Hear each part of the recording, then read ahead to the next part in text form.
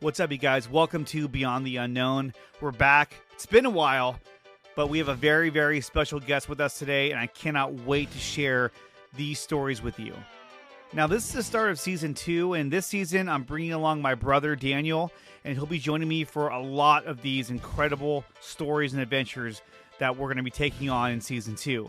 And tonight, we have a very, very special guest. He is none other than Matt Knapp, host of Bigfoot Crossroads podcast. And he's going to be sharing with us some of the most amazing stories that he's heard over the course of his podcasting career, along with two amazing encounter stories that he had with the legendary creature known as Bigfoot.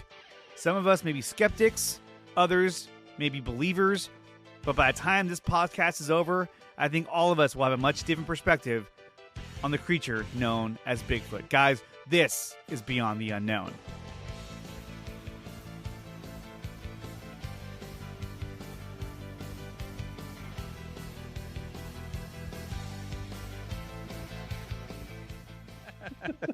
What's up, you guys? Welcome to Beyond the Unknown. Today we are joined by a very special guest. His name is Matt Knapp, host of Bigfoot Crossroads. Matt, thank you so much for joining us. Yeah, man. Thanks for having me. Man, I'll tell you, Daniel is the one, which we talked about this before the show started. He's the one who turned me on to your podcast. And once I started listening to more and more of your episodes, I became more and more of a believer of Bigfoot, because at one point, I was kind of into that speculation phase where I was like, you know what? I don't know if it's real. I don't know if it exists, because I felt like we would already seen it. We would have already had documented footage or images of this creature. But as I kept listening to the stories on your podcast, I kept saying to myself, no, this thing is real. Like, Bigfoot, I think, really exists. And for those who say, oh, they probably saw a bear. It's like everybody knows what a bear looks like. And I mean, I don't see how you can confuse a bear with an 8-foot tall Bigfoot. It just doesn't make any sense to me. Yeah, there's no comparison at all. Back in my research days, makes me sound old, but one of the first things I'd ask a witness is, did it have shoulders? Bears don't have shoulders. They don't. If it had shoulders, bear is off the table, regardless of where they come from. Did it have ears sticking up on the side of its head? Did it have a muzzle? There's some pretty basic questions you can ask someone. And another good question to ask a witness: have you ever seen a bear? If they're familiar with what bears look like, then yeah, it's safe to say. And like you're saying, that's one of my main arguments is, dude, just everybody, I would say, has had a teddy bear at some point in their life. Yes. Winnie the Pooh. There's all these bears where we see bears everywhere growing up. I don't think anybody would not know what a bear looks like. And it's been my experience, whenever you see things, even if it's for the first time, whenever you look at it, your brain recognizes what it is pretty instantly. You're like, oh, there's a bear. But if you see something and your brain is just like going through that Rolodex and not landing on anything, and you're starting to slide into that area of shock where you're just like, what am I looking at? There's not too many things that can be, walking upright, covered in hair, looks like a human, but not a human. I don't know what else it could be. Well, and that's the biggest tell that I would imagine too. I mean, you talked about the shoulders, the ears, but I mean, when they're talking about these creatures walking on two legs upright, there's not a lot of bears that can walk upright for a long period of time without it looking like they're trying to walk upright, for even a short period of time. And so, and that's the thing too, is that so many people have said how this thing stood upright. And people will say, well, bears can stand upright. But like I said, I've never seen a bear stand upright for as long as this encounter took place. And the fact is that, they seem to be very elusive. Meaning I think that there's a level of intelligence that they make sure that we don't see them, or that they stay hidden. Is there anything in your stories that you've heard that kind of alludes to that in any way? Oh yeah, 100%. There's been experiences I've had that would allude to that. One of the big things actually happened to a friend of mine I've told this story 1,000 times, but he was completely skeptical. He was going out there with me because he thought I was hanging out with a bunch of crazy people. He was worried about his friend, and he ended up walking away, not a believer, but a knower. He had a sighting at pretty close range. And one of the things that this one did in particular, whenever he first saw it, it was laying on the ground. It wasn't standing upright. It wasn't posturing.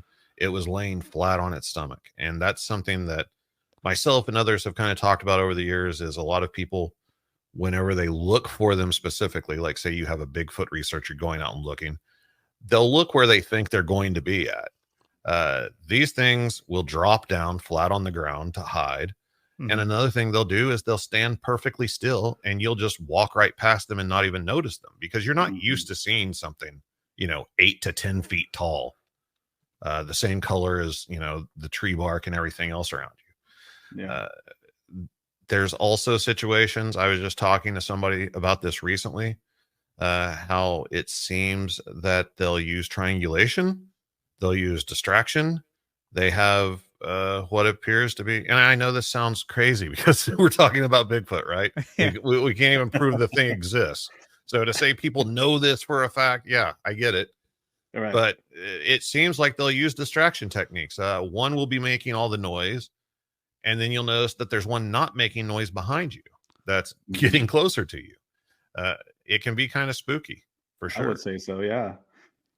Yeah, I mean, the whole Bigfoot mythology, it goes back, probably thousands of years with the Native Americans, which really a lot of legend nowadays is coming out to be actually true. They're finding out things that were legend that has actually really happened. So with the Bigfoot theory, it's interesting that Native Americans talked about it. They have drawings of it. It's just part of their culture. And to think that when the settlers came over, to the West Coast, and Bigfoot sightings are all over the country, but as they started to be able to write newspapers and publish, there's articles where people are seeing this out in the woods. So it makes you really doubt that this is not a myth, but more of a reality.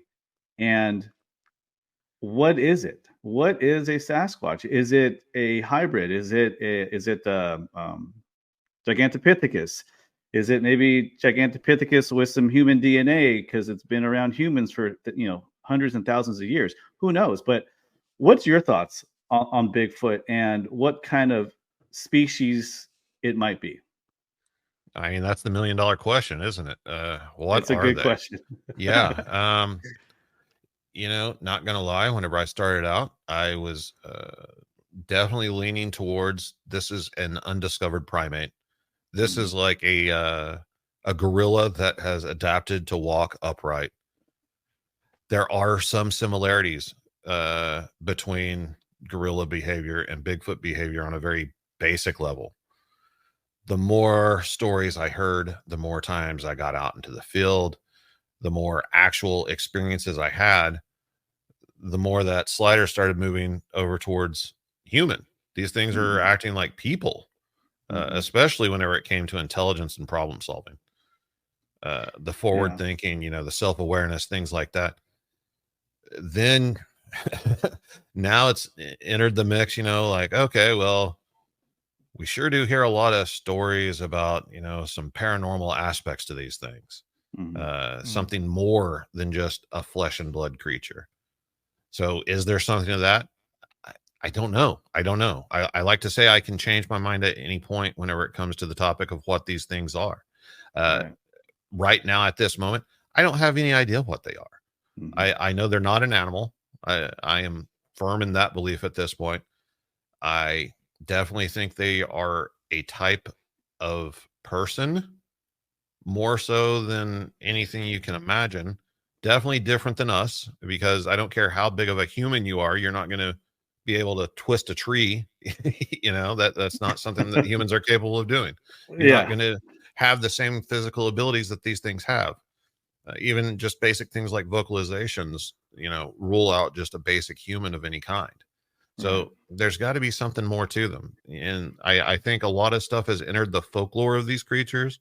like hybridization and things like that, mixing with humans over the years. You definitely, Mhm. if you dig deep enough, you hear those stories. But I'm not sure that it's something that we're meant to know or that we'll ever know exactly what they are. Yeah. It is fascinating to listen to testimonial on eyewitnesses, and you start to hear common characteristics of the Hmm. Bigfoot. Yeah.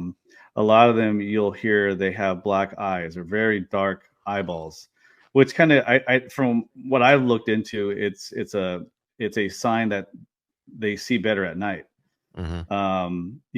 And recently, you start hearing more about how there's a bridge to the nose, which is kind of human like, Yeah. which I think is what throws off a lot of these witnesses, especially the hunters that have firearms with them, that have the ability to shoot one if they needed to, but they can't because it just looks too human like.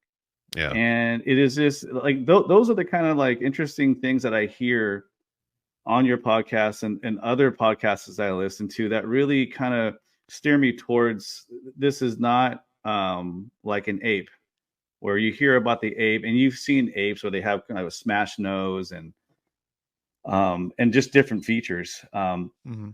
But it's just really interesting, what kind of species is this? And it's fascinating that there's a possibility that it's out there, and um, not to take away from Andre, but I would love to hear some of your experiences out in the field and kind of how that field work is translated to what you're doing nowadays. Yeah. So this started as just like a general interest of mine. Uh, I was always interested in the paranormal and just anything unexplained. Growing up, I had some experiences that sent me down that path. And then got my first home computer. And I was honestly sitting at a buddy's house one night, and I was the only one awake. And I just typed in Bigfoot, let's see what's out there. And it was like, I ended up finding the BFRO website and started reading through sighting reports. Yeah. And I was just like, holy crap, people are like still seeing these things. They're Mhm. like, this is an ongoing thing. My experience so far had been a few of the bigger stories and some books I read whenever I was a kid. And all those things happen in the Pacific Northwest. I thought like isolated folklore. And now it's like, oh, all over the United States. And people are actively going out and looking for them. That's crazy. So Yeah. I wanted to do it.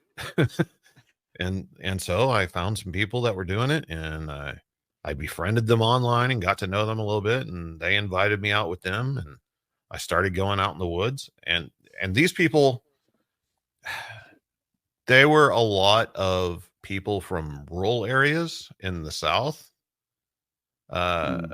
and my grandparents that raised me were very much like them. They were all way older than me. So I felt comfortable around them. Mhm. But I also knew that, like, these people, these aren't the type of people to be making up stories. And, Yeah, yeah, you and can see that. Yeah. yeah, and they're telling me some crazy stuff. It's not even a speculation for them. They're like, these things are out there. Like we have encounters all the time. And I'm just like, there's no way. There's no way. So I go out with them. And it didn't take long, man. It didn't take long at all. Probably a year and a half at most. And it was just by chance. I find myself standing in a parking lot in the middle of a national forest, Mhm. looking off into the tree line through a night vision scope, looking at one in the face, blowing Really? my mind, having that moment that I was talking about earlier, where my brain is trying to process, what are you looking at? Is Mhm. is somebody messing with you? And I'm, like, there's no way. Nobody knew we were going to be here. There's no way that that's Right. a Right. person, but it's not an animal. I'm looking at a face. I'm looking 100% at a face. When you say Mhm. that you're looking at a face, I mean, are you able to see details in terms of like, Yeah. like Yeah. the bridge of its nose, its Yeah. eyes? I mean, is there anything you could tell us about like what were some of the details that you saw when you saw its face? So the night vision scope that I'm looking back in the day, night vision was like the top of the chain. Like that's as good as you could get. Right. Thermal wasn't even hitting, the public market yet. And this was either a night vision second gen or third gen scope. It was actually a rifle scope that had been fitted with a little handle on it, so it wasn't mounted Mm. to a rifle or anything. So I'm just using it like a monocular. Yep. It had a little bit of magnification. It's been so long. This happened in like 2002, so I Mhm. don't really remember like This how was much like high end magnification at the it- time too. yeah. I mean, it was clear, and somebody else had actually seen it. I don't know how much of a look he got at it, but he called me over as another person to confirm what he was looking at. Mhm. And so what I saw, I would guess at the farthest 30 yards away, but I'm looking that's through the close. scope that's got magnification. So I'm not even like, I'm not real sure, man. It was close. It was closer than I would have ever imagined. Mhm. The first thing that caught my attention, of course, was the eye shine. In night vision, it's Mhm. extremely bright.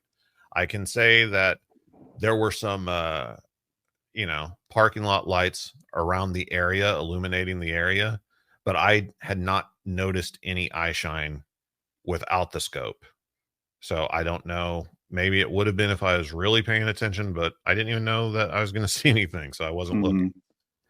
Through the scope, saw the eye shine instantly after I got my bearings, and he kind of guided me on where to look. So now I'm focusing on these eyes, and they're forward facing. They're almond shaped. They're a little bit bigger than a human's, and they're a little bit farther apart than a human's. Mhm. And that's kind of how the whole mental process started, was the eyes, and kind of working out from there. I could see the bridge of a nose that was thin and extremely scooped.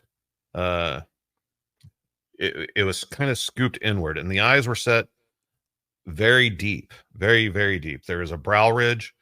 The brow ridge was actually thicker in the middle between the eyes and tapered around to the sides of the head. It didn't look like a typical artist rendition of a brow ridge on a Bigfoot that I had seen 100 times. Mhm. It wasn't split like a lot of the brow ridges are in, artistic renditions. Mhm.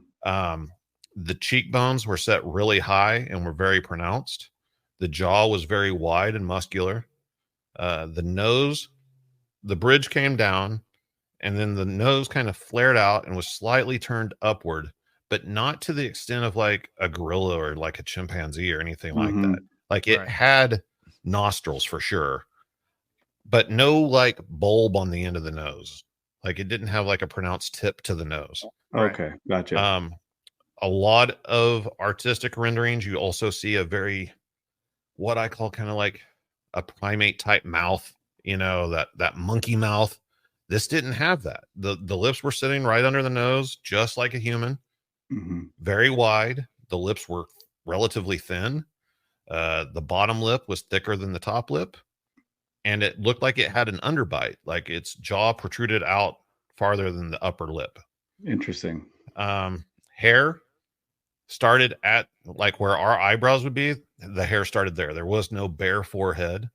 It grew kind of backward over the top of the head. It kind of reminded me of the old Wolfman movies, like that hair.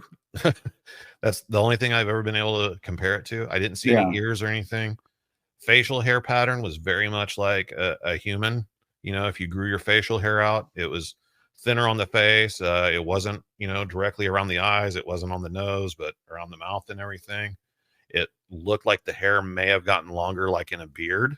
Mhm. There was a tree limb going over the top of its head, like, so I couldn't see the actual top. So I don't know if it was like a conical shaped head or a round head. Couldn't tell you. There was another small tree limb kind of intersecting across below the mouth, so I couldn't see the chin. And that's all I could see, that portion of the face.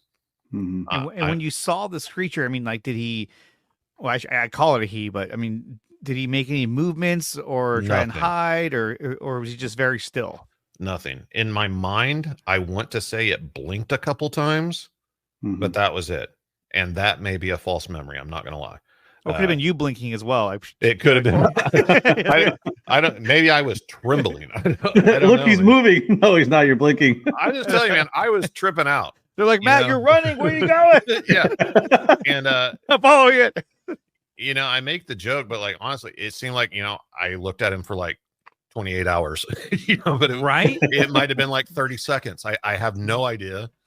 I remember I pulled the scope down. I could still like I'm now blind in one eye because of the scope. That's what happens whenever you look through night vision. And I like look back at the guy and I was like, is that a face? Like, am I seeing this right? And he's like, that's what I saw. And I put the scope back up and there's just nothing there. It's gone. Just in that short instance. It's amazing. The gap that I was looking at, though, where the thing's face had been between those two limbs, like I was able to find the spot that he was standing at, but the tree limbs that were going across the top of his head and below his mouth now looked like they were closer together. And I know that's not a real interesting point, but to me, I always felt like it was like holding down a tree limb and like staring through the opening at us. And whenever I took the scope down and looked away, that was its chance to get out of there. Because the whole time, at least to me, it looked like this thing was staring right at us. It was just locked on us and focused. And I don't know if it knew I was looking at it. I don't know if it was really looking at me, but that's what happened. And that sent me spiraling down a path that is still going today. When you saw the Bigfoot, you said that you were in the parking lot of a national park. Is that right? So, yeah, in a parking lot. What a great place to have a Bigfoot sign. No, I'm just trying to put myself in that same situation. Yeah, I get it, man. I was in the Chickasaw National Recreation Area, which is a national forest and park here in Oklahoma, southern Oklahoma, just outside the town of Sulphur. This park forever has had sightings. It's a very touristy park during the summertime because there's a lot of natural freshwater springs there. People have been going there since at least the 1800s. And I know some people, or used to know some people, that lived in the town there. And every year, I mean, tourists would have sightings of Bigfoot in this park. And the locals there would have sightings. And one of the people that I met through Bigfoot was in Bigfoot because he had a sighting in that park and lived in that town. And this particular parking lot was for what's called the Nature Center, which is kind of like a tourist spot. There's a trailhead there that leads off to some springs and everything. And this is just a building where you can go and like get pamphlets and things like that, learn about the park. They've got some wildlife on display and everything there. And the parking lot's not real big. It would probably hold maybe 50 cars at most. It's kind of U-shaped. And at night, nobody's there, it's completely empty. And people reported at different times they'd be driving through the park. And as the road curves around by that parking lot, people would report seeing Bigfoot like digging through the trash cans in this parking lot sometimes. And so that's why we're there. Yeah. Yeah. Like it would make sense why it's there, because maybe he came down to try and get some food, and then all of a sudden you guys are there, and he's thinking, okay, what are they doing here? Why are they here?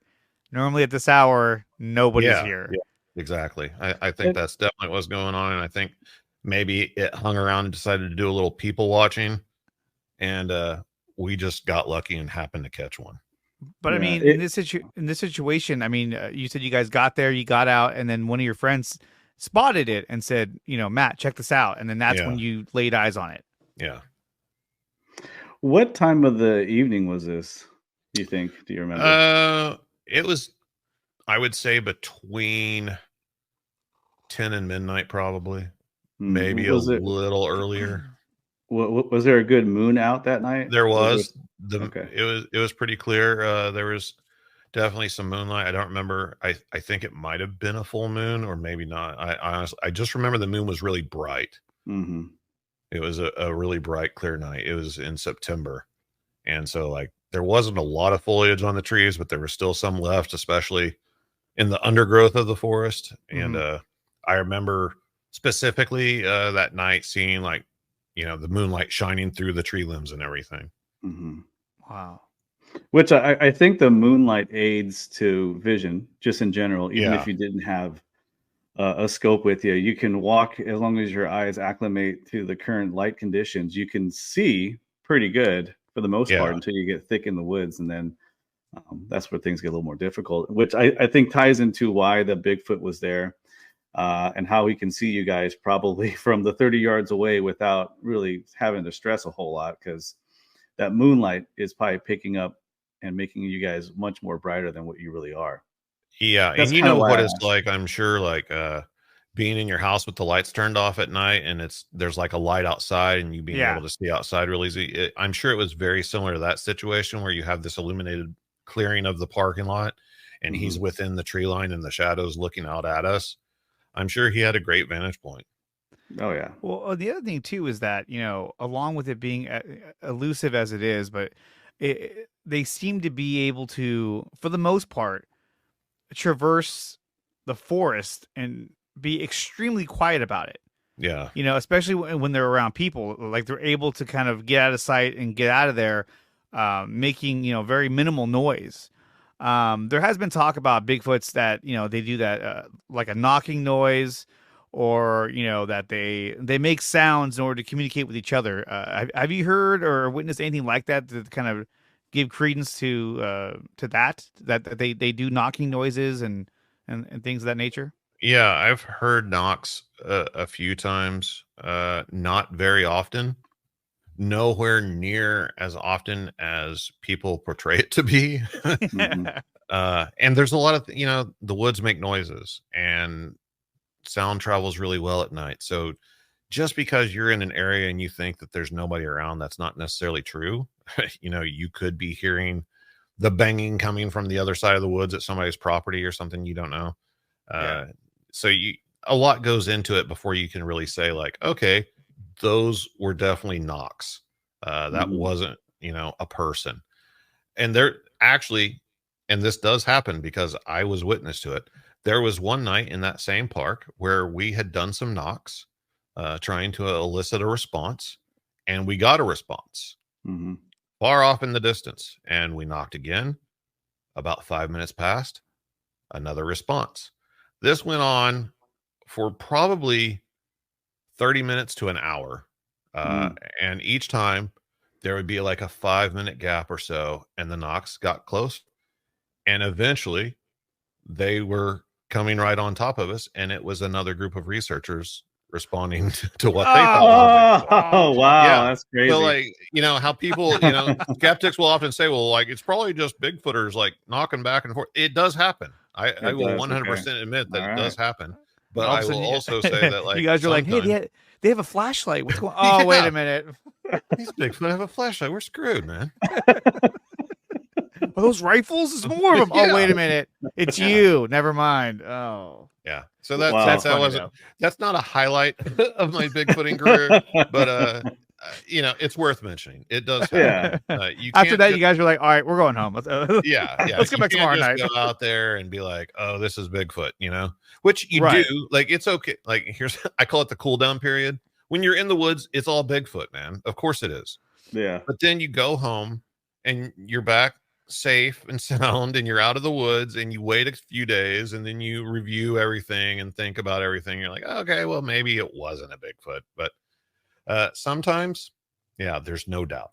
No doubt at all. Well, let me ask you when you went on this expedition and you laid eyes on it, was that the first time you'd gone out with these guys, or was that That was like, I'm thinking the second or third time. It wasn't very many. Let's right? be clear about Which is that. probably a good thing too. I mean, but I mean, do you like 100% feel confident that like what you saw was that was it? That was Bigfoot. 1,000%. 1,000%. Yeah. Yeah. And that's the Absolutely. thing too, is like when you talk Wow. about, oh, when you go back home and you're safe, you kind of rationalize what you saw or heard, and you can kind of say, okay, maybe it was this or that. But the fact that you're saying no, 1,000%, like that was it. There's been 2 times where I can say with absolute certainty that I was looking at a Bigfoot. Other times I've had, and I tell people this, I have a lot of maybes, not a lot, but everything else is basically a maybe. Mm-hmm. But that time and one other time in the same park, which I wish I could take any sort of credit in this one, but I can't. I smoked at the time. I no longer smoke, but at the time I was a smoker, and we had a group of people in this park, and we had several campsites, and everybody was kind of hanging out in one campsite. And I walked over to a different campsite a couple spots away to smoke a cigarette. Mm-hmm. And I'm just standing there in the dark. They're off to my right. And I don't know, 50 to 75 yards through the woods is this public restroom house thing, a building to go to the bathroom in. Mm-hmm. And there's also one of those lights there illuminating the bathroom for you.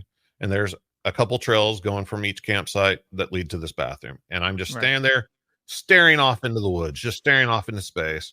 But in my peripherals, I can see this bathroom illuminated. And while I'm standing there smoking a cigarette, all of a sudden, this thing about 4 feet tall that looks like an upright chimpanzee, I guess. It's like walking with its arms outstretched to its sides. Its knees are bent and it's kind of like hunched over.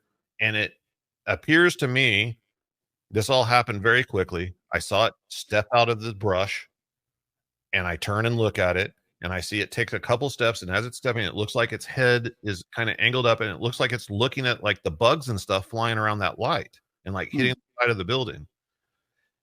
I don't know how. I don't. It seemed to sense me or something. All of a sudden, it spun around 180 and Superman dove back into the underbrush, and I just took off running and screaming right towards it, yelling for everybody like, there's one at the bathroom. There's one at the bathroom. And everybody starts running from their angle, and we converge at the bathrooms where I saw this thing. And they're like, what happened? What'd you see? And I'm like trying to get it out and tell them and everything and look around, and like nothing's there. I can't see anything. There's just nothing. I don't know where it went. And it was just a split second, but it was not a person. It was covered in hair. It was on 2 legs. Mm-hmm. And I don't know what else it could have been. A juvenile Bigfoot. I don't know. Right. You know, you talk about the long arms, and listening to other people and their witness accounts, you hear that common is that the arms extend almost past the knees, where and they have long fingers. And that is kind of like in the world of like, in the great ape kind of world, where you see monkeys have long arms. So, when you hear that, you can only picture in your mind, for myself, because I've never witnessed one before, but I can picture that in my mind. It's like, what would I do if I saw something that big with the longest arms I've ever seen a man have, right in front of me, and, that's crazy that you went right after it, Oh, that was so stupid of me. Yeah. I don't know. I don't know why I took off. I took after something one other time, and it was in daylight, and it was at that same campsite. This campsite became famous in the Bigfoot world over the years. Other people have actually had encounters at that campsite without me or anybody I know anywhere near it. But at that time, we were just hanging a tarp over the picnic table there, and it was just me and this other guy. And I'm like standing up on this huge boulder, hanging this tarp corner to the tree, and I just see something large and black. I don't have any idea what it was, but large and black. And it's just taking off through the brush, and I just jump down and take off after it. I'm not a quick dude. Okay. I'm fat. Like I can't run very fast, but I take off hauling after this thing, and this thing, whatever it was, went right through the thicket, and I just got shredded. I just had thorns cutting me left and right, ripping my jeans. I was bleeding everywhere. I had to give up the chase. But again, I didn't see what it was. I had no idea. But I took off after it like an idiot. I would not suggest anybody to do that. Well, that's the thing, though, is that if that was, let's say, that was a black bear, and you came running after it. I mean, I don't know if it just would have just trucked along and just left. Yeah. It may have turned around. If it was a mother and it had cubs, it may have tried to defend its ground and defend its cubs. There's a lot of things that it could have done, and so and this thing decided just to keep going, and so when you think about how long Bigfoot has existed, in our world, there has to be a level of intelligence, at least with its own kind, and so if there is that level of intelligence, then perhaps we are something that they go out of their way to avoid contact with, direct contact with.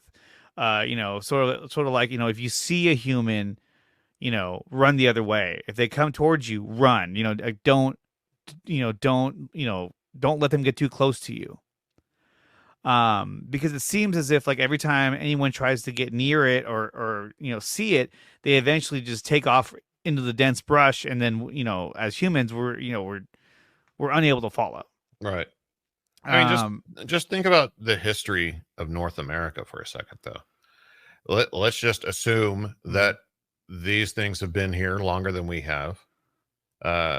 Let's assume that they've been watching. Okay, so you have the Native Americans here, white settlers come over here.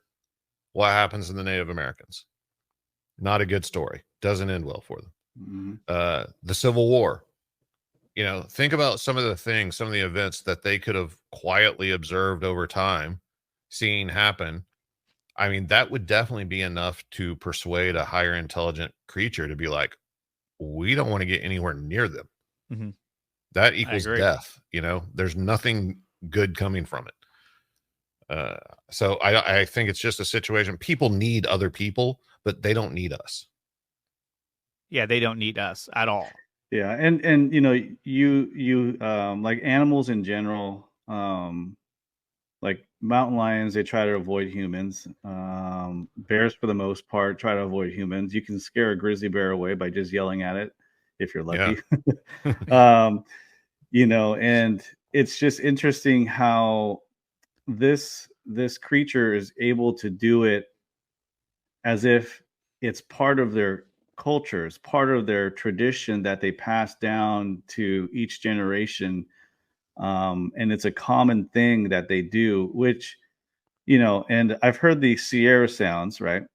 Sure. And in that one, those are the most craziest sounds I've heard, because it really makes you wonder. It's like, wow, like if this is truly coming out of a creature, like these things are talking to each other and they're communicating, which shows a higher level of intelligence than what we can think about, right? Because we've studied great apes and chimpanzees, and they have more body language. They do some levels of communication, and they have like simple tools, where with the Sasquatch, you see a little bit of a higher level of intelligence, elusiveness. Curiosity is a lot of what I get from a lot of these sightings. They're very curious. And their habitats, you hear about them making nests. The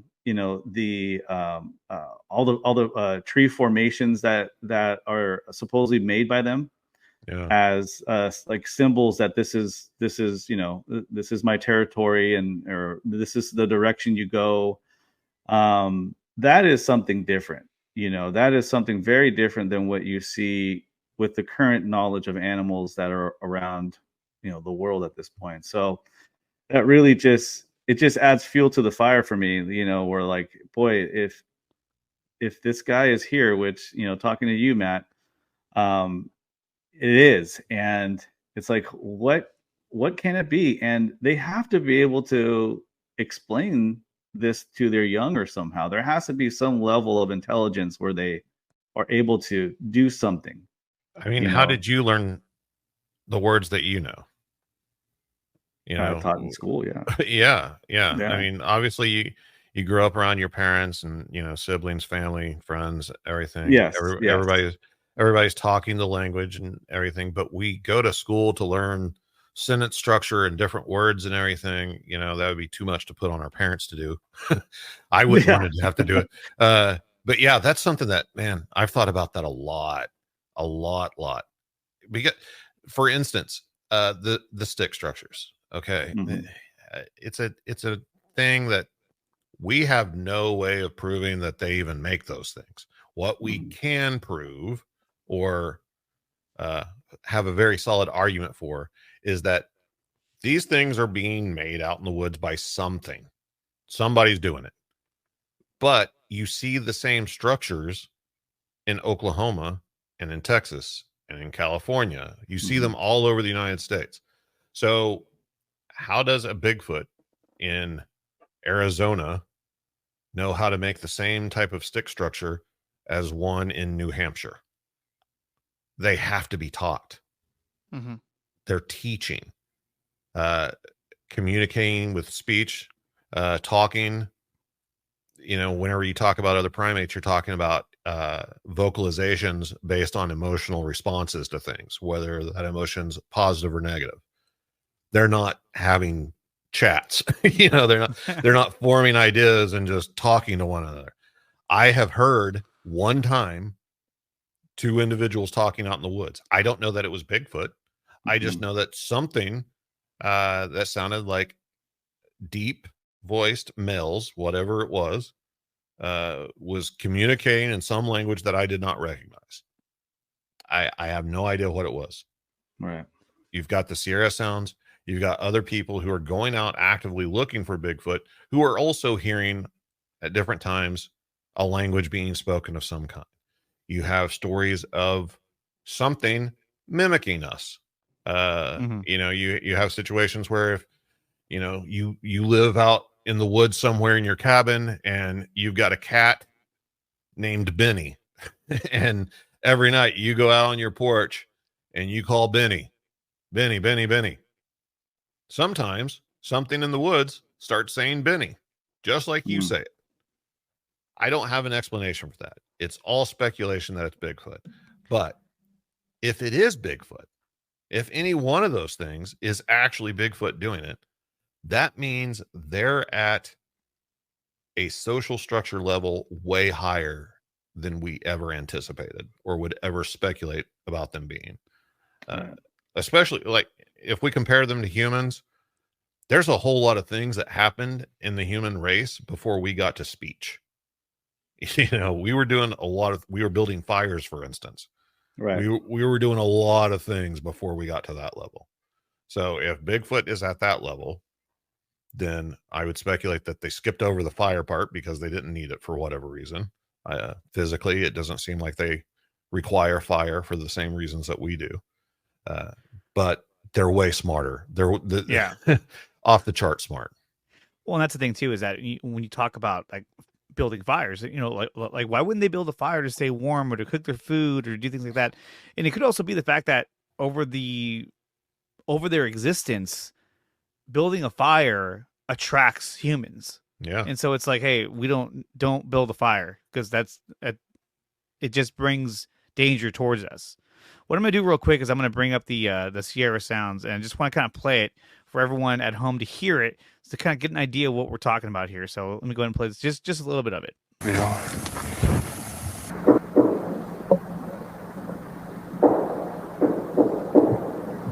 I think it's the knocking sounds.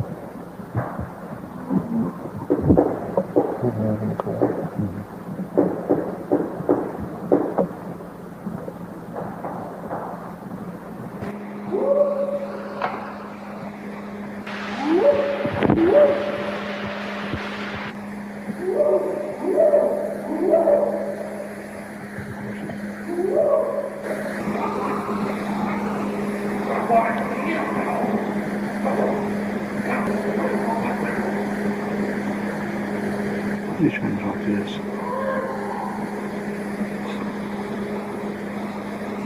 Now, these sounds, I mean, I think later too, you hear the sort of talking, you know, where they're having this kind of, you know, this dialogue with one another. And I don't want to play too much because I'll get hit for copyright. But by Bigfoot, you know, he's going to copyright strike us.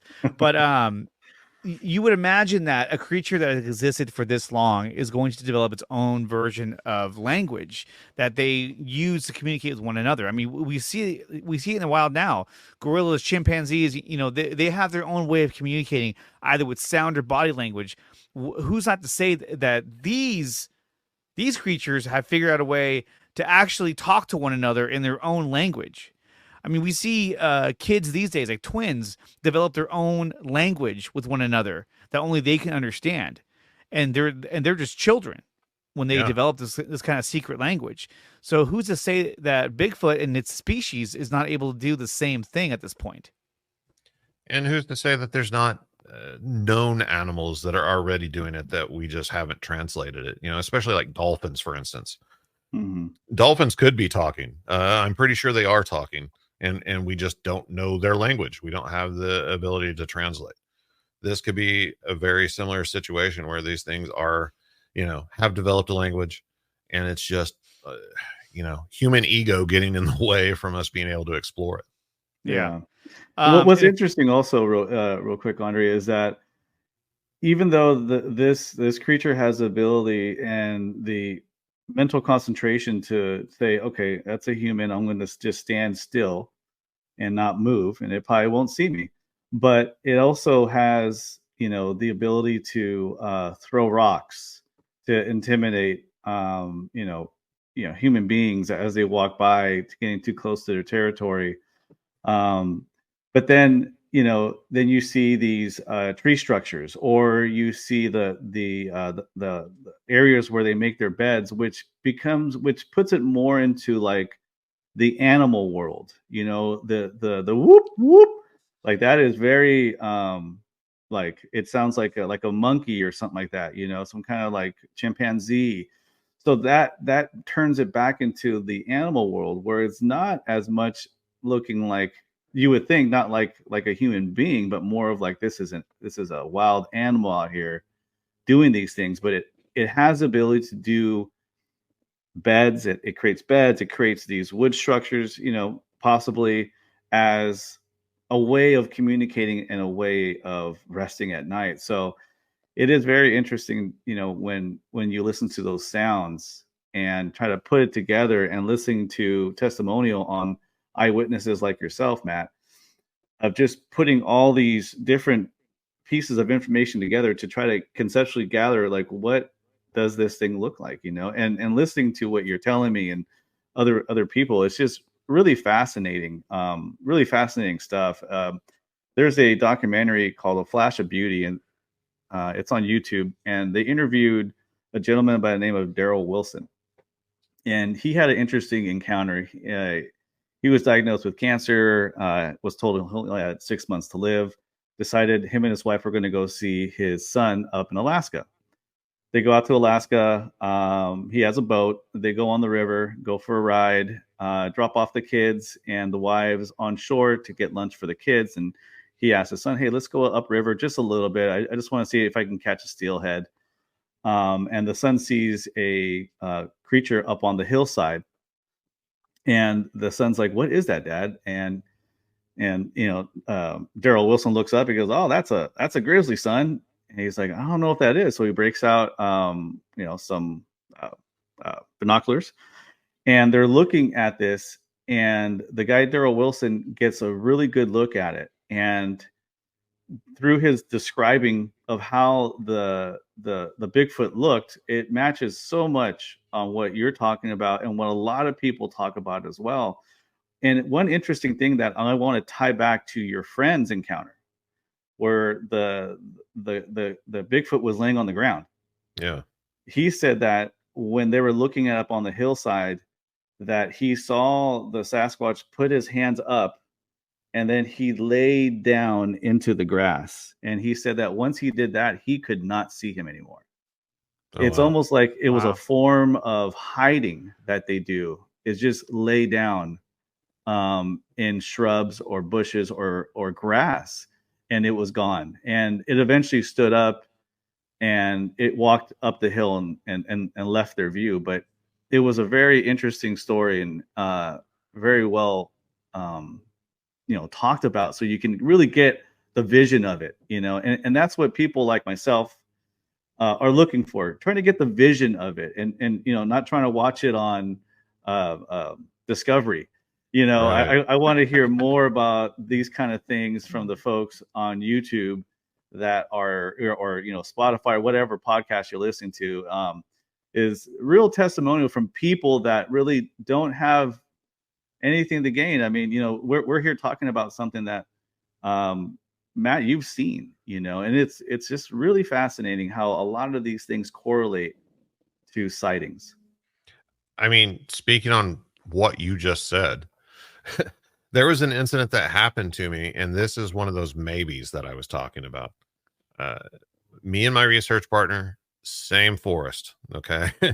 That once I had my sighting there, I didn't really have a desire to go anywhere else. That was your hotspot. Yeah, I was That- like, that was it. okay, I know there's at least one here. That's Yeah. all I need. I have a location. So that's where I spend all my time. And that place is about 3 hours from where I live. At the time, I was fortunate enough where I could go down there. I knew people that lived there, so I could just stay there multiple weeks at a time and do nothing but just hit the woods every day and look for these things and learn. And that's what I did for a long time. And we were down in this area. We had just arrived, parked his truck, got out of the truck, and as soon as we stepped out, we hear a whoop. Just we knew exactly where it was. There's this, it's kind of a picnic area, but nobody uses it. There's a wooden picnic table down there. The kind that has like the metal bent frame and just the wooden slats and everything. And the thing about this picnic table, the park employees had to actually chain it to a tree because for some reason, somebody was throwing it in the creek at night. They would go down there and find the picnic table in the creek. And so they had to start chaining it to the tree. I'm not saying it wasn't people. It was just interesting. Yeah. So this whoop that we heard was coming from this clearing where this picnic table's at. And we could hear something, what sounded like on two legs, running across the creek, like splash, splash, splash. So we go down there. This is at dusk, probably around 6:30 or so. This was more, I believe, in the summertime. I, at the time, kind of had a bum ankle, so I carried a stick with me that I used as a walking stick, and we have a lot of snakes here, so it's good to have. My friend goes one direction, I go a different direction. So I'm going down this trail, and as I go down the trail, I start hearing these single tone whistles paralleling me just inside the trees. Between me and the tree line was just like a bunch of tall grass, not very much cover. And I'm like, what is that? It's not coming from up in the tree. It's like it's coming from the tree trunk itself, directly paralleling me. So I'd walk a little bit farther down the trail and I'd be looking over there. And then another whistle would happen, same whistle, except it'd be like at a tree at my 10 o'clock. It's moving farther down this trail, but staying right close to me. And so I'm just bound and determined I'm going to see what this is. Of course, in my mind, it's a Bigfoot. I want to see a Bigfoot. So I keep on going down the trail. The whistling keeps on going. And this particular trail, as you walk down it, you've got the creek on your left side and the woods are on your right. You've got this grass in between it. But the trees are angling towards the trail. And eventually you get to a point where you're right up against the creek and you're in the woods now. And I kind of get close to that point. And by this time, it's gotten much darker. I'm by myself. And I'm like, what am I doing? Why am I following this whistling into the woods? Like, this is not a good idea. Like, I don't have anything. I've got a stick, Yeah. So I decide to turn around and go back. Well, as I'm going back, the guy that was with me is now in the picnic area on the opposite side of the creek. The creek is too wide for me to cross, so I have to walk all the way around to get to where he is. So I get back to the main trail. I turn towards to go to him. This bridge. There's a little footbridge right there. And just past this footbridge is this large log, this dead tree that's been down forever, as long as I've been going there. As I'm walking by it, at this point, I have no flashlight or anything. Daylight is almost completely gone. There's just a little bit of ambient light left.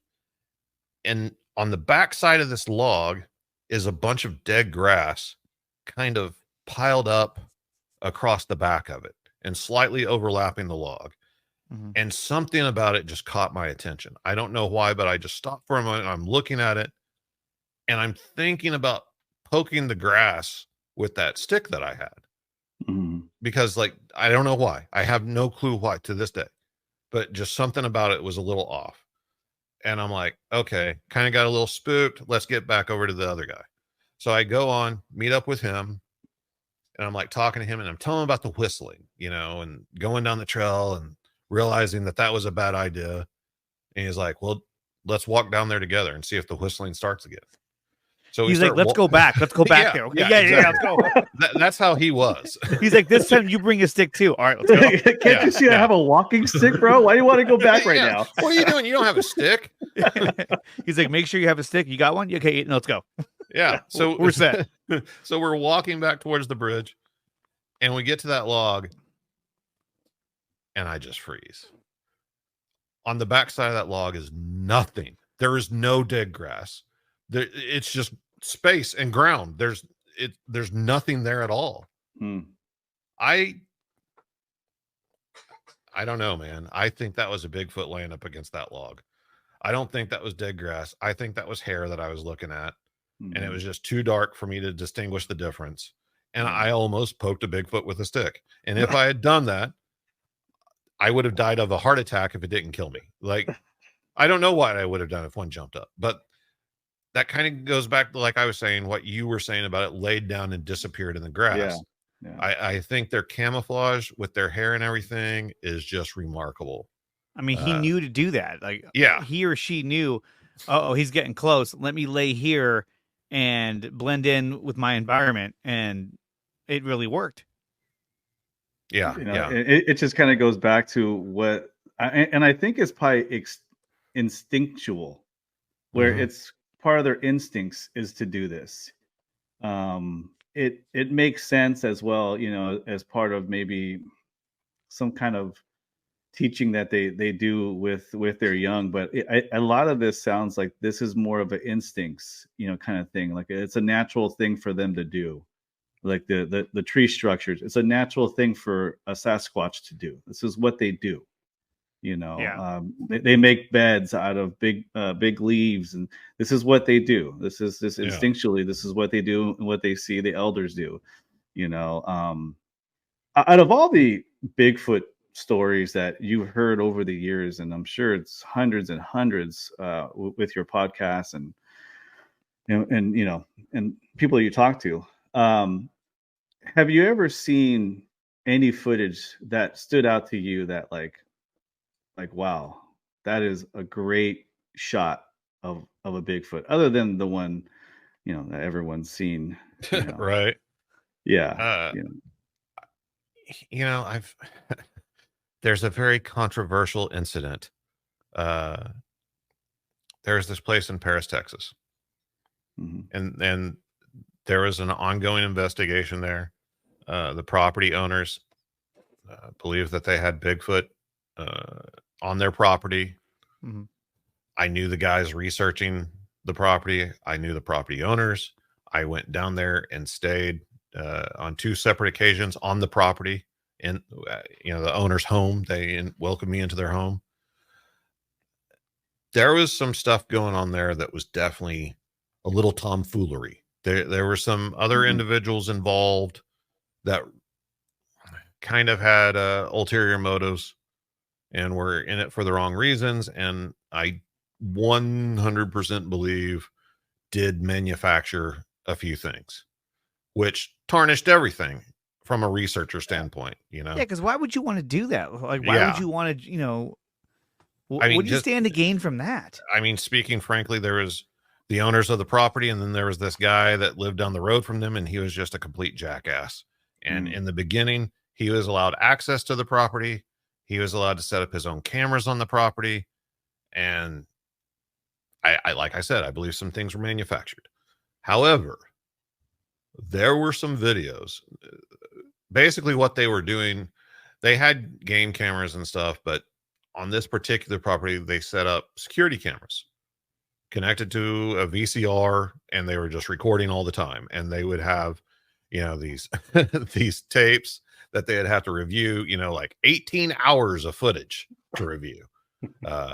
It was crazy. But there were a few things caught on video there that after investigating the property and getting to know the owners and everything, I cannot say were hoaxed. And are those videos on YouTube? They are actually. That's where some more controversy ensues. They're actually a lot of them are viewable, I believe, on the YouTube channel of a gentleman named MK Davis. They do not belong to him. He was the owner of the property passed away, and his wife at the time asked MK Davis to review some of the tapes and see if he could find any more, clips or whatever. And so he found himself in possession of the tapes, and he started posting some of the stuff on his YouTube channel. I won't get into, the details of that, but I'm just saying those are the same pieces of footage that I was privy to. A lot of other people were as well, that I watched in the the property owner's home, in his living room. And like I said, I knew the people involved in the investigation process, and I know those guys were all on the up and up. One of them is one of my best friends still to this day. And one in particular is called the fence climber video. You can just go on YouTube and you can look up fence climber video, and you can see this video. And to a person just looking at the footage blindly, it looks like a guy stepping over a fence. I've stood next to that barbed wire fence. I'm 6'1", and the top strand comes up to the top of my hip. The individual in the video that steps over it, I would guesstimate at around 7 feet tall, and just steps over a 5-strand barbed wire fence. Whenever I was standing at the fence, I pressed down on it with all my weight on the top strand, and I couldn't get it to bend down at all. So there's also a building in the background that you can see. It's like a tool shed, and it walks by that. I know how tall that building is, and this thing's head came up to basically the eave of the roof. So after visiting the property and seeing things in person, that piece of footage really stands out to me, because I investigated the property. Right. I have no explanation for it. That's crazy. I just pulled it up too. I'm looking at it right here, and it is pretty crazy looking. What it looked like, it was pretty darn tall, long legs, and literally just one leg over the fence, and they're gone. Yeah, I've gone through a few barbed wire fences in my time, and I promise you, I do not look nearly as graceful as that individual does crossing a barbed wire fence. Way too easy. Way too easy. Yeah, I'm watching it right now, and I haven't gotten to the point where he comes out. Well, hold on, I was on pause. Well, that'll probably help hit play. Yeah, It helps if you press the play button. Yeah, that looked very human the way it hopped over that fence. However, the height of that fence, would be something that, what you're gonna go find somebody who's that tall who can do that quickly. I don't know. That looked pretty realistic to me. Let me ask you. You've done this for quite some time now. Out of all of the stories you've heard, there has to be a handful of stories that you've heard that you just completely blew your mind. Is there one or a few that stand out in particular that have you saying this was one of the most incredible stories I've ever heard in terms of like a Bigfoot encounter? Yeah, there's been a few. We talked about one of them briefly before we started recording. Mike Bluler. Yeah, Mike Bluler's story really it blew my mind, man. It blew my mind. I've told many friends that this story and sent them the episode from your podcast. I said, after I heard what Mike's story, after I heard the story, it literally reinvigorated my desire to learn more about Bigfoot, because what he saw and how he described everything, there was no doubt in my mind that he saw a Bigfoot. Yeah. And if it's not a Bigfoot, then it was some very large, hairy, weird dude living out in the forest, which which one sounds more realistic at this point? The fact that he was able to describe the eyes being all black, like a shark, and the fact that he was up perched high in the tree and that it didn't know he was there. How often does an encounter take place where Bigfoot doesn't know you're there? And in this story, he didn't know that he was there. So this is such a fascinating story. But like I said before, what are some of the stories? And we talk about Mike Bluler. Are there other stories that have stood out to you as just unbelievable stories? I mean, some of the ones that I'm interested in, other people might not find so fascinating. A recent one that comes to mind, an episode I did, I don't remember which number it is. I think I called it the Bigfoot Hunting Grounds. Oh, yes. And it was these two friends that I was connected to in a very odd way. A listener of the show happens to be friends with one of them, and basically talk to them and convince them to come on my show and share their story. They are not Bigfooters. I believe one of them now is starting to dip their toes into the Bigfoot waters and try to learn more. But whenever their encounters happen, they were not Bigfooters. The Bigfoot was the farthest thing from their mind. They're out there. They're actually practicing bushcraft at the time. I think they were hunting rabbits with like sticks and rocks, crazy stuff. And both of them had experiences at the same time without knowing the other one was having one. And one of the individuals saw two Bigfoot and experienced and witnessed some absolutely insane things. Said these things just kind of vaporized into the shadows, just disappeared right in front of them. So with that story in particular, because I heard that episode myself, and there is talk about, are these sort of like interdimensional beings, right? And then of course when you go into that realm, everyone starts to say, okay, now it's getting kind of weird. But when you talk about that, I mean, perhaps they are a species of beings that, during certain times, certain settings, certain, environmental settings, that they're able to kind of move through different dimensional planes. And that's why they're able to disappear so quickly, because they can go back to where they came from without being seen, without being caught. And I've heard this brought up a few times. And I think it's really fascinating. Obviously, look, that's another, you could argue, a far-fetched description of how they exist. But still, I think it's really interesting to kind of think about that aspect of it. Yeah, that's the thing. There's so many layers to this. And maybe it's just a situation where I've been involved in this for so long and haven't gotten any closer to the answers than when I started, other than my experiences that allowed me to find out, okay, these things are out there. That just made things more difficult for me, though, because then I have all the questions like, okay, well, what do you mean they're out there?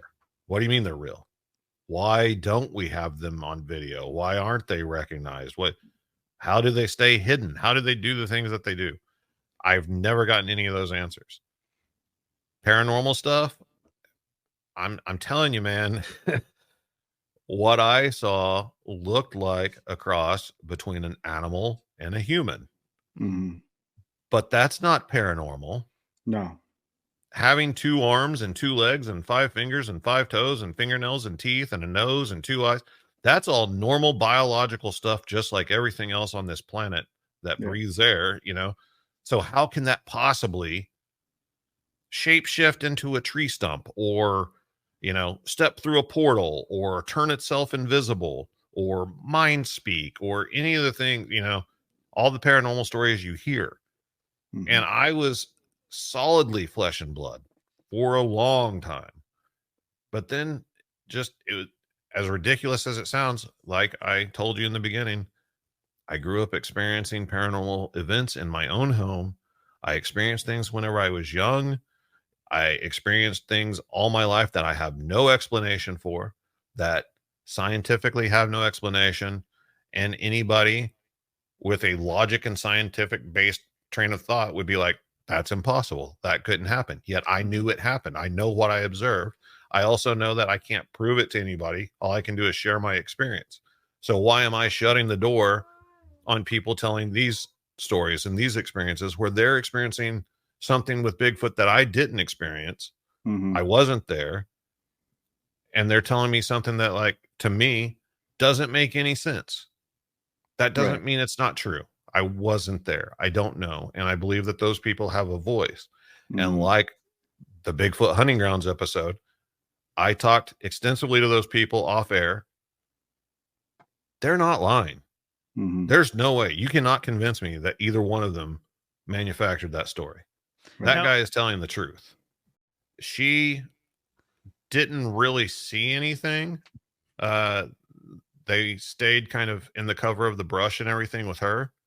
And he was at a different vantage point, observing them, observing her when he had his sighting. He also possibly had another sighting that day of another one, possibly laying on its stomach. He just saw a head underneath a structure, a limb structure that he was still uncertain about. But he was, I mean, I never received them. I actually had somebody reach out to me requesting them, but like he drew pictures and everything. They've mapped the area. Like these people are, you know, psychologically still processing what they experienced. Yeah. That's not a lie, you know. Yeah. This guy doesn't want his name known. Like, you know, they use false names and everything. He's not interested in any attention. They don't go around telling the story. You know, why would he make it up just to come on the air with me? You know, it doesn't really make a lot of sense. Right. Yeah. And that's what kind of, you know, puts a lot of credence into what, you know, we hear and what, you know, I listen to on your podcast is these average people, you know, that are just out there living their life and coming across something that they didn't think existed. And it's a shock factor that really affects their ability to make a decision. Do I break out my phone potentially and try to film this right now? Do I run and hide? Do I just get the hell out of here? You know, seeing one of these must be pretty mind blowing. And, you know, even listening to what you're telling us, trying to picture myself in that same situation, you know, you had two different reactions to your sighting. Your first one, you stood and watched. And the second one, or the one by the bathroom, you decided, hey, I'm just going to chase this sucker down. Yeah, you know, it's just two different reactions. It's unpredictable, right? You don't know what you're going to do, and I think that really is a lot of what you hear about and end up not seeing is because people make a decision at that time. Some of them are lucky enough to have a camera device on them where they're actually able to capture it on film, and it, you know, they say, oh, they're always grainy. Yep, we know that. We know that. Yeah. But it's more of like, it's a rushed situation. Yeah. You know? I mean, go outside and wait for a bird to fly by and try to take a picture of it. Yeah. At night. Yeah. At night. At night while you're in the forest. I mean, you know, another thing to keep in mind is I was actively out there looking for them. I was trying to see one. That was my goal. And even, you know, especially that first time, man, I just stood there in disbelief trying to figure out what I was looking at. Well, yeah, you're looking at a Bigfoot, man. That's why you're out here. Like, guess what? There's one right there. It never even, like, there was no, like, somebody grab a camera or hit it with the spot. There's none of that, man. There was none of that at all. So whenever it's a person that wasn't thinking about Bigfoot, didn't ever think they were real, might have seen Harry and the Hendersons or something, and found themselves in a situation where they're staring at one, I never even bother asking them, did you take a picture? Did you get it? I know the answer. Of course not. Why would you even think about that at the time? Right. Your mind is, you know, being blown. Your whole reality is being shaken. Everything. Monsters are real. Yeah. Well, and that's the whole thing with Mike Bluler. You know, as a listener, you can say, well, why didn't you just take your phone out, or why didn't you just shoot at it, or why didn't you do this or that or this or that? But when you're living the experience, you're living in the moment. And on top of that, you're making sure that you're in a position to where if something goes south, you can either run or defend yourself. I don't think you're thinking about, oh, let me get my camera or let me get the spotlight and get all this. No, you're in awe of what you're looking at. Yeah, especially if you're not expecting to see anything. If you're not out there looking for it, right? If you're out there looking for it, maybe, you know, you'll be more prepared. But guys like Bluler and other people I've heard, it's just a random thing that happened, which is pretty fascinating. It intrigues me a lot. Well, whenever we're discussing Mike Bluler and the Mike Bluler episode, Mike, you owe us some money for saying your name this much. I know, right? Oh, But I'm saying whenever we talk about that episode, and like you guys definitely aren't the first ones to like ask me about Mike Bluler. Nobody ever mentions the second episode I did with him. I don't think I heard the second one. Yeah, There's a second one. There was a second Mike Bluler episode, and this is why. I feel like I'm not a good fan. No, this is kind of the whole thing about the Mike Bluler story. There's a whole story after the episode where Mike is talking to me on a regular basis, and he's still coping with this incident. Still to this day, he's dealing with it. Mike is like going out and setting up trail cameras in the woods. He's getting ready to go hunt or anything.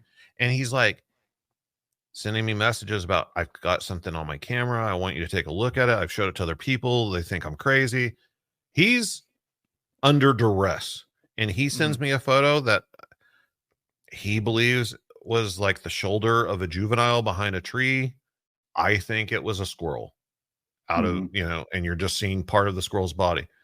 But the point is, regardless, in his mind, it's still jacking with him.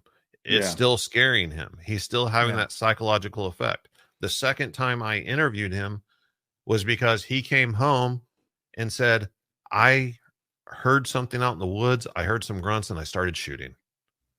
And I said, Mike, you can't just shoot at noises out in the woods. Like you didn't see what it was. No, I wasn't going to wait around and find out. I didn't want to see one again. I don't want to see one again.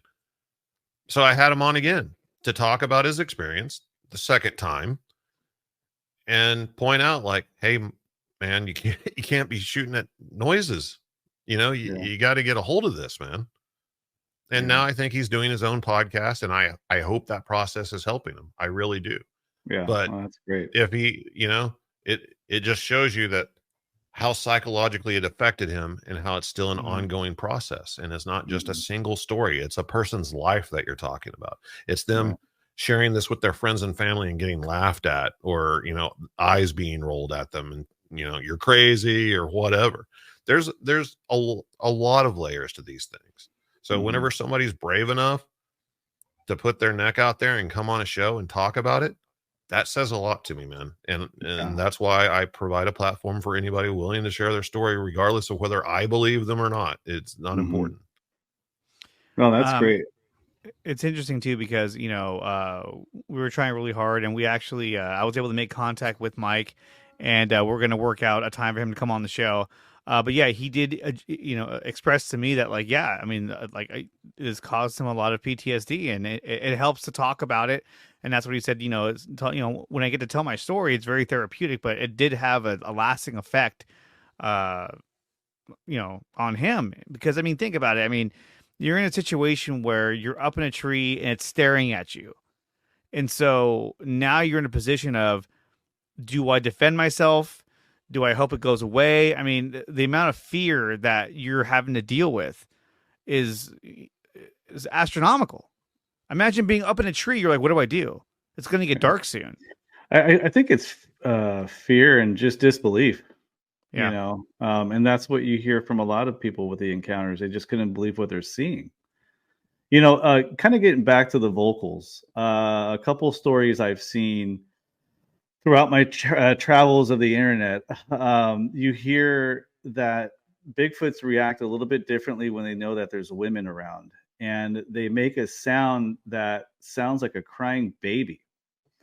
And in the Sierra vocals on that clip that Andre was playing, if you listen to the whole thing, I believe it's just over 4 minutes, there is a part of that you can kind of hear, almost sounds like a crying sound. Have you come across anything like that through your conversations with folks with encounters?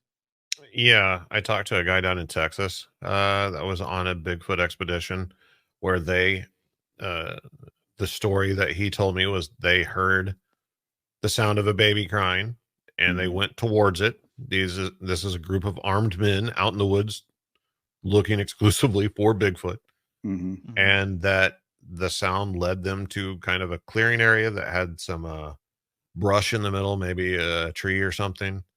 and that there was a Bigfoot there making the sound. And he 100% believes that it was luring them or trying to lure someone to it using that vocalization. Mm-hmm. I know that, primates in general, uh, whether they're human or non-human primates, react to the sound of a baby crying, Mm-hmm. especially females. I know that baboons will still human infants out of a house if their infant has died or they hear the baby crying. It's a documented thing that's happened. So that aspect of it, I'm very thankful that I've never witnessed it, Mm-hmm. but it really creeps me out. That would be creepy. It's right super creepy. The idea. Now, there were times where we actually talked about, years ago, using the sound of a baby crying to try and elicit a Bigfoot sighting. Mm-hmm. But I just always thought that, man, the sound of a baby crying just alone in the dark out in the woods at night would be terrifying. Terrifying. I run the other way. It's a common practice, though, to use vocalizations to attract animals. Sure. Right. If you have a, you can attract coyotes in with certain sounds. You can attract different types of big cats in, with these kind of sounds. So it's a commonly used practice to attract something that you're looking for with a specific sound that is repeatable. There are sounds that you can put on top of your buildings to scare birds from laying nests all over your buildings by repeating a hawk sound. So there's the vocalization thing is a real thing from what I've seen, and it's just interesting how Sasquatches can potentially be using this as a way to lure people away from an area, like come on out here and then just get out or something. It's just really interesting how that how it is to interpret what people are saying. And a lot of kudos to you, Matt, for sitting through a lot of conversations and digesting it and giving these people a platform to kind of speak their mind on their experiences. That shows a lot of passion for what you're doing. So it's really cool to be able to talk to someone that has that level of passion. I've been looking forward to this conversation for quite a while, so that's awesome. Yeah, man. I appreciate it, man. Absolutely. Yeah. And So- just a little side note, if Yeah. anybody ever wants to prevent me from nesting on top of their building, just call blast a baby crying and it's guaranteed I will not go up Boom. there. Yeah, He's out. that'll do He's it. out. The other thing I want to ask you too is that the amount of submissions you get. I mean, how do you vet through some of these stories, or do you just, or anyone who sends you a story, do you just say, "Hey, let's go for it," or do you actually have to hear some of the story in order for you to have them on the podcast? I tend not to listen to the story. I just want to give my true and honest reaction to the story. I like to hear the story for the first time while we're recording. I know some people are going to kind of frown upon that, because you want the stories to be vetted. I can't speak for other podcasters, but I'd find it very unlikely that anybody is truly vetting every guest that they have on. Yeah. I think that would be extremely difficult. And I don't think there's a large enough knowledge base to really do that. There are definitely some guests that I've had on that I personally do not believe they were telling the truth after the fact. I still put their show on the air. Other podcasters won't do that. And I'm not saying they're, off base for not doing it. That's their thing. I prefer just to let the audience decide for themselves. Because like I said, I wasn't there. I don't know. Maybe they are telling the truth, even though it sounds absolutely ridiculous to me. I don't know. I think that's kind of how we're going to be able to start putting some of these puzzle pieces together, is by letting people come on and share their experiences, regardless of if it lines up with our own opinions or not. So that's kind of what I've tried to do. And I kind of come from this train of thought that you don't have to accept everything. Maybe there's just one little part that helps somebody out, or, helps someone understand maybe something they experienced, or they hear someone come on the air and say something crazy. So they're like, hey, my story doesn't sound so crazy. Maybe I'm going to reach out and share my experience, because that's really what it's about, is helping people through their experiences. Yeah. And I think that, having that place where individuals feel safe to tell their stories, I think is so important, not only for, individuals' mental health, but, as a society, human beings are ones are bred on telling stories. And I think that, giving people a platform to tell stories and their experiences is so important. And really, it's really inspired me and my brother Daniel, to really relaunch this podcast, to give that platform to individuals who want to share their stories. And I was going to say, if anyone who's listening to this wants to share their story with us, you can always email me at beyondxunknown@gmail.com. And I would love to have any of you guys come on here and tell your story, tell your experience, and just let the world know, what you experienced. But Matt, I want to thank you so much for coming on here, man. I really appreciate it. A big fan of your podcast, and this was just a whole lot of fun talking to you. Yeah, man. Awesome. Thank you so much. You guys are awesome. Absolutely awesome. I've really enjoyed it. Thanks so much for letting me come on and ramble my opinions off. I don't get to do that very much on my show, so I really do appreciate it, man. Awesome. So, thank you, Matt. In ending this, if you go back out and you actually encounter Bigfoot face to face, let's say he's like 15 feet away, what is your first reaction you think would be? Pulling my phone out and hitting record. Get the phone. Get the phone. I mean, at this point, I would imagine you've told yourself, like, if I see it again, I got to get the video of this creature. But it's funny because I have a friend of mine whose dad is a retired game warden out in Mendocino County. And he even said, too, he was like, you know what? He goes, people need to understand that it's not very hard to stay hidden in the wilderness, especially if it's a creature that knows how to do it and knows how to live in the forest and can, forage its own food and do all that. Like, if you go deep enough, no one's ever going to find you. Yeah. And, if they're moving around primarily at night, or they do have superior night vision to a person, I mean, are there a lot of people running around in the woods at night? No. I hope not. Maybe Bigfoot researchers when you guys find each other. Yeah, that's about it. That's about it. That's about it. But Matt, thank you so much. Thank you so much for coming on. This was a lot of fun, and we'll have to do it again sometime. Oh, absolutely, anytime. Awesome. All right. Thanks, Matt.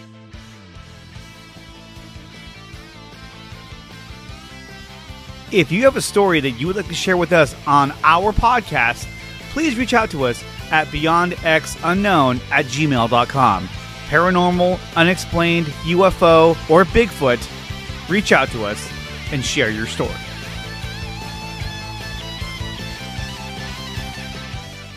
I need to generate more leads from your website, Google, and your social channels without having to spend money on ads? Our platform provides you with an easy-to-use communication stream that sucks in free leads from your website, Google, Facebook, and Instagram, enabling you to reply and convert them into customers from your computer or from our mobile app. We'll even turn your inbound calls into text message conversations, so you'll never miss another lead again. Once you've converted a satisfied customer, you can shoot them a Google review request with a click of a button, which will explode your positive reviews and increase your position in search engines. The system will also pull new reviews from Google and Facebook right into your conversation stream, where you can read and reply. Jumpstart your business by getting started today. Use the referral code in the description below with the promo code 300POWER to save up to $300 on your first purchase of PowerBrandSystems. Propel your small business today.